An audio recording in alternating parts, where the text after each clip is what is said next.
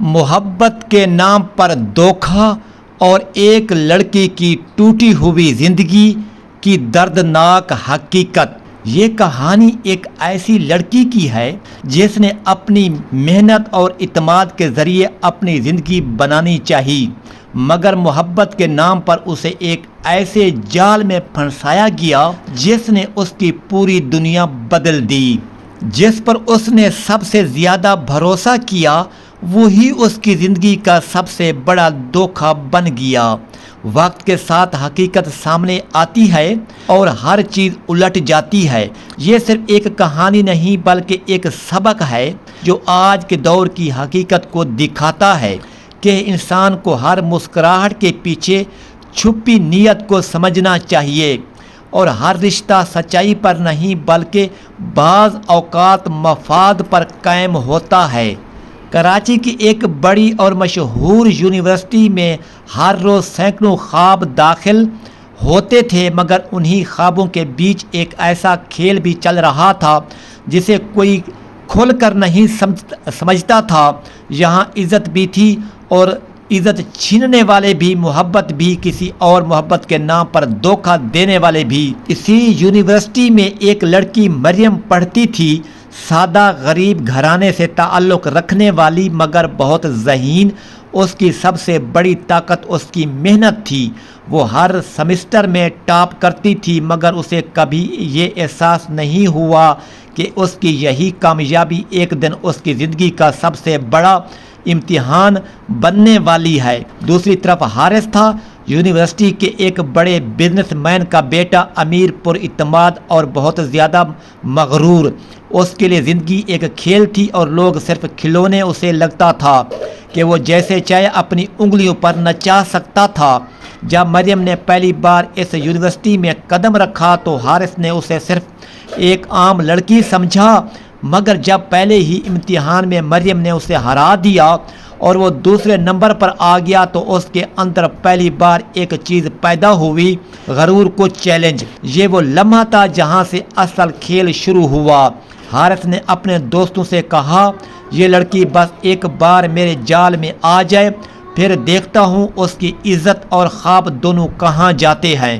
شروع میں وہ اس کے قریب آنے لگا، کبھی مدد کے بہانے، کبھی مسکراہٹ کے ساتھ، کبھی نرم لہجے میں بات کر کے۔ مریم جو سادہ دل تھی اسے یہ سب عام لگا۔ اسے لگا شاید یہ انسان بدل رہا ہے، لیکن حقیقت کچھ اور تھی۔ حارث محبت نہیں کر رہا تھا، وہ صرف ایک جال بنا رہا تھا، ایک ایسا جال جس میں وہ مریم کو پھنسا کر اس کی محنت، اس کی عزت اور اس کی کامیابی سب چھیننا چاہتا تھا۔ وقت کے ساتھ وہ مریم کے دل کے قریب آتا گیا، اس کی مدد کرتا رہا، اس کے ساتھ گروپ پروجیکٹ میں کام کرتا رہا، یہاں تک کہ مریم کو بھی احساس ہونے لگا کہ شاید یہ شخص ویسا نہیں جیسا لوگ کہتے ہیں، لیکن یونیورسٹی کے اندر کچھ اور بھی چل رہا تھا۔ حارث نے خفیہ طور پر مریم کی کمزوریوں اور اس کی فیملی اور اس کی ضروریات کو سمجھنا شروع کر دیا، اور وہ صحیح وقت کا انتظار کر رہا تھا تاکہ ایک ہی وار میں سب کچھ ختم کر سکے۔ مگر اسے یہ نہیں پتا تھا کہ کہانی ہمیشہ ایک طرف نہیں چلتی، کبھی شکار بھی شکاری بن جاتا ہے اور جال بنانے والا خود جال میں پھنس جاتا ہے۔ یونیورسٹی میں دن معمول کے مطابق گزر رہے تھے، مگر مریم کے لیے اب سب کچھ پہلے جیسا نہیں تھا۔ حارث کی موجودگی اب اسے عجیب سی الجھن میں ڈالنے لگی تھی۔ وہ کبھی بہت خیال رکھنے والا لگتا، کبھی اچانک دور اور سرد ہو جاتا۔ مریم کو لگتا یہ شاید اس کی شخصیت کا حصہ ہے، مگر حقیقت میں یہ سب ایک منصوبہ تھا جو آہستہ آہستہ مکمل ہو رہا تھا۔ حارث نے اب اپنے قدم بہت سوچ سمجھ کر رکھنا شروع کر دیے تھے۔ وہ مریم کے ساتھ اتنا قریب ہو چکا تھا کہ اب اس پر بھروسہ کرنا مریم کے لیے مشکل نہیں رہا تھا۔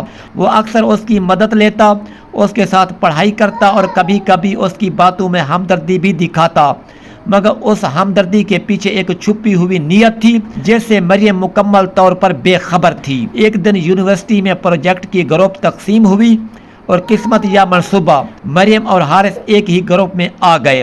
یہی وہ موقع تھا جس کا حارث انتظار کر رہا تھا۔ اب اس کے پاس مریم کے قریب آنے کا ایک مضبوط راستہ تھا۔ گروپ میٹنگز میں حارث ہمیشہ سب سے زیادہ سرگرم رہتا، مگر اصل کام اکثر وہ مریم سے کرواتا۔ وہ اس کی محنت کو استعمال کرتا اور اپنی باتوں سے اسے یہ احساس دلاتا کہ وہ اس پر بھروسہ کرتا ہے۔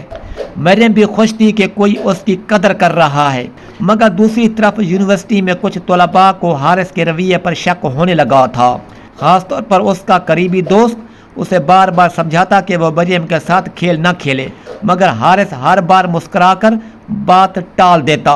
ادھر مریم کے دل میں بھی ایک ہلکی سی تبدیلی آ رہی تھی۔ وہ خود کو حارث کے بارے میں زیادہ سوچتے ہوئے پاتی، کبھی اس کی باتیں یاد آتی، کبھی اس کی مدد۔ اسے لگنے لگا کہ شاید وہ غلط سمجھ رہی تھی اور حارث واقعی بدل رہا ہے۔ ایک دن لائبریری میں دونوں اکیلے بیٹھے تھے، باہر بارش ہو رہی تھی اور اندر ایک عجیب سا خاموش ماحول تھا۔ حارث نے کتاب بند کی اور آہستہ سے مریم کو دیکھا۔ تمہیں کبھی لگتا ہے کہ لوگ اتنے برے نہیں ہوتے جتنا ہم سمجھتے ہیں؟ مریم نے تھوڑا سوچ کر جواب دیا، شاید، مگر کسی پر بھروسہ بھی نہیں کیا جا سکتا۔ یہ بات حارث کے دل میں اتر گئی، مگر اس کے چہرے پر کوئی فرق نہیں آیا۔ وہ صرف مسکرایا اور دوبارہ کتاب کھولی۔ اسی وقت اس کے ذہن میں ایک بات چل رہی تھی، یہی وقت ہے اب اسے پوری طرح اپنے جال میں لانا ہے۔ مگر اسے یہ نہیں معلوم تھا کہ مریم بھی اب آہستہ آہستہ اس کے رویے کو محسوس کرنے لگی تھی۔ اس کے دل میں کہیں نہ کہیں ایک سوال پیدا ہو رہا تھا کہ اتنا خیال رکھنے والا شخص کبھی کبھی اتنا سرد کیوں ہو جاتا ہے؟ کہانی اب ایک ایسے موڑ پر آ چکی تھی جہاں اعتماد اور شک ایک ساتھ چل رہے تھے۔ محبت کا آغاز ابھی مکمل نہیں ہوا تھا، مگر دھوکہ اپنی آخری تیاری میں تھا اور اصل کھیل ابھی شروع ہونا باقی تھا۔ وقت کے ساتھ حارث اور مریم کا تعلق مزید قریب آتا جا رہا تھا، مگر یہ قربت سادہ نہیں تھی، اس کے پیچھے ایک گہرا کھیل چل رہا تھا۔ مریم کو اب حارث کی عادت سی ہو گئی تھی، وہ ہر کام میں اس کی رائے لیتی اور آہستہ آہستہ اس پر اعتماد کرنے لگی تھی۔ حارث نے بھی اب اپنا انداز بدل لیا تھا۔ وہ پہلے کی طرح تیز مزاج یا مغرور نہیں لگتا تھا، بلکہ بہت نرم اور سمجھدار دکھائی دیتا تھا۔ اس نے مریم کے دل میں جگہ بنانے کے لیے ہر وہ طریقہ استعمال کیا جو ایک عام انسان کو سچ لگے، مگر حقیقت میں وہ سب ایک منصوبہ تھا۔ یونیورسٹی میں سب لوگ اب انہیں ایک اچھا جوڑا سمجھنے لگے تھے۔ کوئی نہیں جانتا تھا کہ اس خوبصورت تعلق کے پیچھے کیا چھپا ہوا ہے۔ صرف مریم تھی جو سچائی سے بے خبر تھی، اور حارث تھا جو ہر قدم سوچ سمجھ کر اٹھا رہا تھا۔ ایک دن یونیورسٹی کے ایک بڑے پروگرام میں حارث نے مریم کو خاص طور پر اپنے ساتھ رکھا، سب کے سامنے اس کی تعریف کی اور اسے یہ احساس دلایا کہ وہ اس کے لیے بہت خاص ہے۔ مریم پہلی بار خود کو اہم محسوس کرنے لگی تھی، مگر اسی رات حارث اپنے دوستوں سے ملا جہاں اس کا اصل چہرہ ظاہر ہوا۔ وہ ہنستے ہوئے کہہ رہا تھا کہ مریم اب مکمل طور پر اس کے جال میں آ چکی ہے اور اب بس آخری مرحلہ باقی ہے جہاں اس کی عزت اور محنت دونوں اس کے ہاتھ میں ہوں گے۔ یہ بات سن کر اس کے دوست بھی حیران تھے، مگر حارث کا اعتماد بہت زیادہ تھا۔ اسے لگتا تھا کہ اب کوئی چیز اس کے پلان کو نہیں روک سکتی۔ دوسری طرف مریم کے دل میں بھی ایک ہلکی سی بے چینی شروع ہو چکی تھی۔ وہ محسوس کر رہی تھی کہ کبھی کبھی حارث اس سے کچھ چھپا رہا ہے، مگر وہ اپنے دل کو یہ کہہ کر چپ کرا دیتی کہ شاید وہ غلط سوچ رہی ہے۔ ایک دن کلاس کے بعد مریم نے حارث کو کسی اور لڑکی کے ساتھ بات کرتے دیکھا۔ اس لمحے اس کے دل میں پہلی بار شک نے جگہ بنائی، مگر حارث نے فوراً بات بدل دی اور اسے ہنسا کر معاملہ ٹال دیا۔ یہ وہ لمحہ تھا جہاں مریم کے دل میں پہلی بار محبت اور شک ایک ساتھ کھڑے ہو گئے تھے، مگر وہ ابھی فیصلہ نہیں کر پا رہی تھی کہ وہ کس طرف جائے۔ کہانی اب اس موڑ پر پہنچ چکی تھی جہاں اعتماد کمزور ہو رہا تھا اور دھوکہ اپنے آخری قدم کی طرف بڑھ رہا تھا۔ وقت نے اپنا اصل کھیل دکھانا شروع کر دیا تھا۔ اب مریم پہلے جیسی بے خبر نہیں رہی تھی۔ اس کے دل میں جو شک آہستہ آہستہ پیدا ہوا تھا وہ اب یقین میں بدلنے لگا تھا۔ وہ بار بار حارث کی باتوں اور اس کے رویے کو یاد کرتی اور خود سے سوال کرتی کہ کیا واقعی یہ سب اتنا سچا تھا جتنا دکھایا گیا تھا۔ ایک دن یونیورسٹی میں اچانک ایک بڑا سچ سامنے آ گیا جس نے سب کو ہلا کر رکھ دیا۔